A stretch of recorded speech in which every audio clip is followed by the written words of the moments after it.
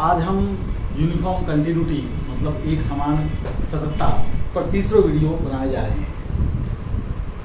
यह दिखाना कई बार बहुत आसान नहीं होता है कि कोई दिया गया फलन यूनिफॉर्मली कंटिन्यूअस है या नहीं है। हमने ये ज़रूर पिछली बार बात की थी कि यदि कोई फंक्शन को जो कि वास्तव में यूनिफॉर्मली कंटिन्यूअस नहीं है दिखाने के क्या क्या तरीके हो सकते हैं। आज भी हम उस तरीके पर आधारित एक फंक्शन लेंगे। f(x) = x² ले रहे हैं और x को ले रहे हैं 0 to ∞ और हम दिखाना चाहेंगे कि ये यूनिफॉर्मली कंटिन्यूअस नहीं है। वैसे तो हमको थोड़ा आभास इस बात का होना चाहिए कि जैसे आप ये देखें 0 पर वैल्यू 0 है और इसके बाद ये ग्राफ लगभग पैरेलल टू y एक्सिस होता जा रहा है। इसका मतलब ये है कि अगर आप y एक्सिस लेंगे और किसी पॉइंट पर एप्सिलॉन की बात करेंगे और उसके अंतर्गत फिर आप जो है डेल्टा की बात करेंगे,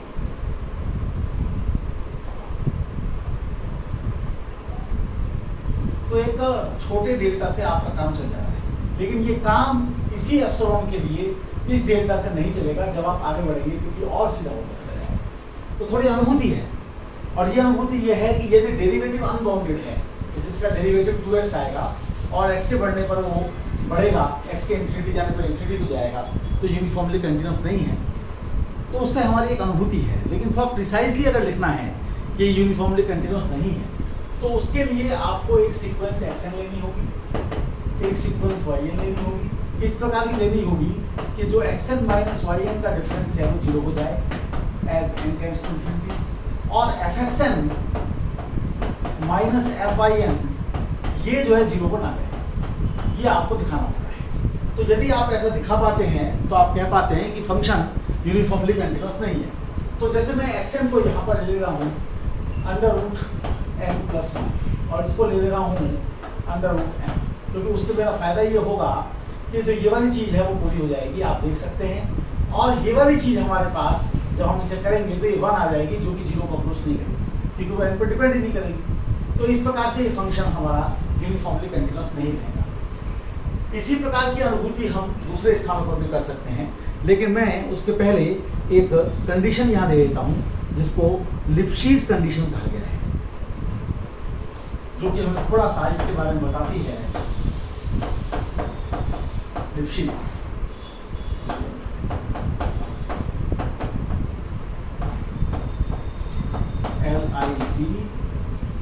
लिप्शीज SCHITZ लिप्शीज कंडीशन क्या है वो? F को लिप्शीज कहा जाएगा यदि k > 0 का अस्तित्व है,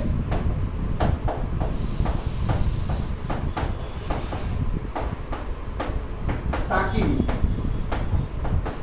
fx minus fi is less than k times mod x और xy का मतलब जो भी आपका डोमेन है उसके सारे xy।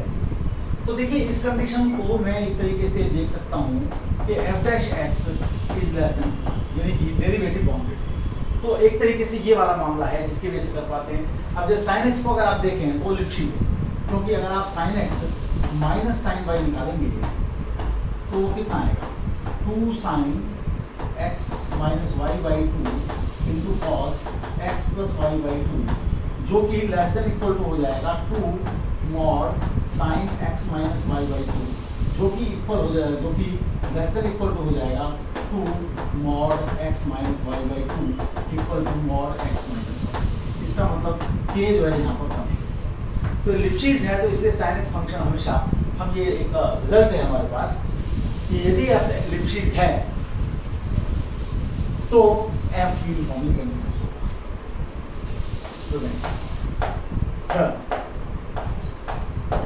यदि f लिप्शीज है तो f यूनिफॉर्मली कंटिन्यूअस है। तो इसका मतलब sin x जो है यूनिफॉर्मली कंटिन्यूअस होगा। इसी प्रकार से कुछ और फंक्शंस को भी आप इसका उपयोग करके दिखा सकते हैं कि वो यूनिफॉर्मली कंटिन्यूस हैं या यूनिफॉर्मली कंटिन्यूस नहीं है।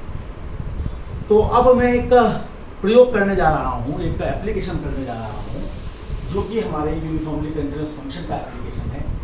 एक रिजल्ट है कि अगर आपका कोई एक समान सतत फलन है, यूनिफॉर्मली कंटिन्यूस फंक्शन है, तो वो एक कोशी सीक्वेंस पर ले जाएगा। यानी कि अगर आपके पास में एक्सएन एक कोशी सीक्वेंस है, तो आपको दिखाना होगा कि एफ एक्स एन भी एक कोशी सीक्वेंस होगी, जहाँ एफ एक यूनिफॉर्मली कंटिन्यूस फंक्शन है। तो अगर आप इसे कोशी सीक्वेंस दिखाना चाहते हैं तो एप्सिलॉन ग्रेटर देन 0 लेंगे, और आप एक नेचुरल नंबर का अस्तित्व दिखाएंगे कि उसके बाद के mn के लिए आप इस प्रकार की बात को कह पा रहे हैं। तो आपको उसमें जो है, एक तो जो सीक्वेंस xn है उसके कोशी होने का उपयोग करना है, और एक f के यूनिफॉर्मली कंटिन्यूस होने का उपयोग करना है। तो पहले हम f के यूनिफॉर्मली कंटिन्यूस होने का उपयोग कर रहे हैं इसी एप्सिलॉन के लिए। तो उसके लिए हमें डेल्टा मिलेगा जो कि एप्सिलॉन पर डिपेंड करेगा केवल, और कैसा होगा कि जब कभी भी डोमेन के पॉइंट x और y के लिए बीच का गैप डेल्टा से कम है, तो fx और fy के बीच का गैप एप्सिलॉन से कम होगा, क्योंकि f एक यूनिफॉर्मली कंटिन्यूस फंक्शन है। अब हम एक सीक्वेंस xn ले रहे हैं जो कि कोशी है, तो इस वाले डेल्टा के लिए एक हमें नेचुरल नंबर मिलेगा जो डेल्टा पर डिपेंड करेगा, और वो कैसा मिलेगा कि ताकि ये चीज हो, यानी कि यहाँ पर x और y को स्पेशल हमने लिया है जो कि सीक्वेंस का एलिमेंट है। लेकिन अब ये चीज हो रही है तो फिर ये चीज होगी, यानी ये चीज होने से ये चीज होगी, और किसके लिए होगी? सभी n और m जो आपने यहाँ पर नेचुरल नंबर चूज किया था। इसका मतलब ये है कि आपकी सीक्वेंस fxn एक कोशी सीक्वेंस होगी। तो आप कहेंगे कि under uniformly continuous function Cauchy sequence goes to Cauchy, यानी अगर कोई कोशी सीक्वेंस है और f एक यूनिफॉर्मली कंटिन्यूअस फंक्शन है, तो आप बिल्कुल बिना किसी परेशानी के कह सकते हैं कि यूनिफॉर्मली कंटिन्यूअस फंक्शन के अंदर में एक कोशी सीक्वेंस की जाएगी। ये एक लाभ उठा सकते हैं, जानबूझकर मैंने प्रूफ दिया है ताकि थोड़ी अनुभूति हो कि प्रूफ किस प्रकार का है। आप इसे एक बार पढ़ने के बाद खुद करके देखें, या इसे बिना पढ़े ही आप खुद करने की कोशिश करें, फिर जब अटके हैं तब इसको देख लें, तो ये आपके लिए लाभप्रद होगा। ये हमने एक विशेष बात की है कि किसी फंक्शन को नॉन यूनिफॉर्म कंटिन्यूअस दिखाना है, तो एक बहुत अच्छा तरीका हमारे पास है कि आप दो सीक्वेंस ले लीजिए जिनके बीच का गैप 0 को जा रहा है, लेकिन उनकी फंक्शनल वैल्यूज के बीच का गैप 0 को नहीं जा रहा है। तो एक्स स्क्वायर को हमने दिखाया कि वो हमारा यूनिफॉर्मली कंटिन्यूअस नहीं है।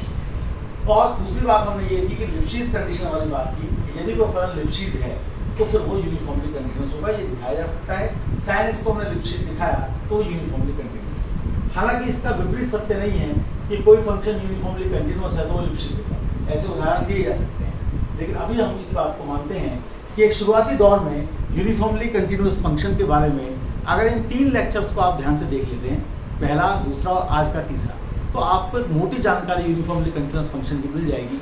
फिर आप सवालों का अभ्यास कीजिए, उससे आपको एक अनुभूति होगी कि यूनिफॉर्मली कंटिन्यूअस फंक्शन किस प्रकार के फंक्शन होते हैं, किस प्रकार के नहीं। धन्यवाद।